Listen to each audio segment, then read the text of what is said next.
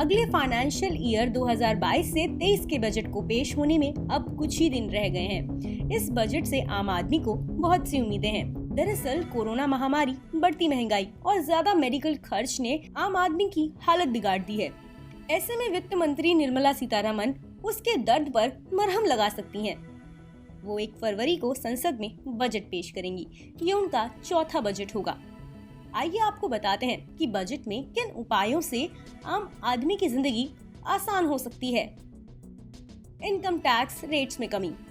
Finance minister से लोग income tax की दरों में कमी चाहते हैं। अभी तक देश में इनकम टैक्स की दर कॉर्पोरेट टैक्स से भी ज्यादा है। इस असंतुलन को दूर करने की जरूरत है। इंडिविजुअल टैक्स पेयर जो सबसे ज्यादा टैक्स स्लैब में आते हैं, उन्हें 30% टैक्स चुकाना पड़ता है। सरचार्ज और एजुकेशन सेस को शामिल करने के बाद ये दर 42.74% तक पहुंच जाती है।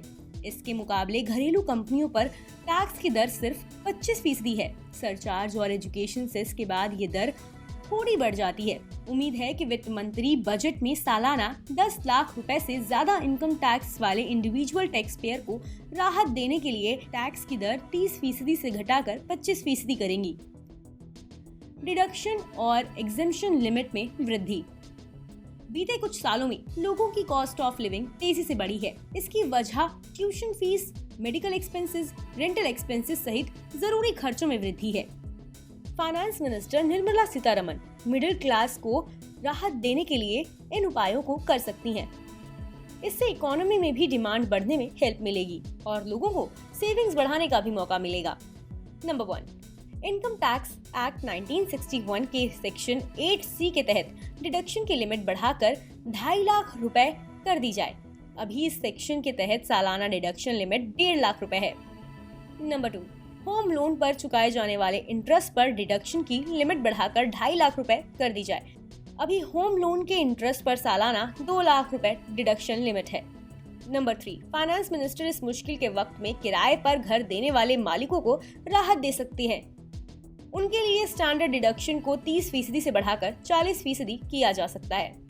नंबर 4, कोरोना महामारी ने लोगों का मेडिकल खर्च बढ़ा दिया है। इसलिए income tax act 1961 section 8D के तहत खुद और परिवार के मेडिकल पॉलिसी के प्रीमियम पर डिडक्शन लिमिट को 25,000 रुपए से बढ़ाकर 50,000 रुपए करने की जरूरत है। बुजुर्गों के लिए 50,000 से बढ़ाकर 75,000 करना ठीक रहेगा।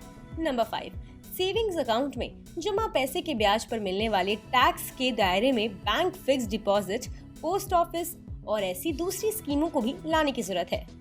अभी इनकम टैक्स एक्ट के सेक्शन 80TTA के तहत सालाना 10,000 रुपए तक के ब्याज पर टैक्स छूट मिलती है। इसे बढ़ाकर 50,000 रुपए करने की भी जरूरत है। वर्क फ्रॉम होम वाले एम्प्लॉयज के लिए डिडक्शन। कोरोना महामारी शुरू होने के बाद से ही बड़ी तादाद में एम्प्लॉयज घर से काम कर रहे हैं। ऐसे में इलेक्ट्रॉनिक्स, इंटरनेट, फर्नीचर जैसे चीजों पर उनका खर्च बढ़ गया है। कई कंपनियां अपने एम्प्लॉयज के ऐसे खर्चों को देखते हुए रीएम्बर्समेंट और अलाउंसेस दे रही हैं। सरकार को ऐसे कर्मचारियों के लिए सालाना 50,000 रुपए के अतिरिक्त डिडक्शन का ऐलान बजट में करना चाहिए। बजट से जुड़ी हर खबर के लिए देखते रहिए मनी कंट्रोल हिंदी।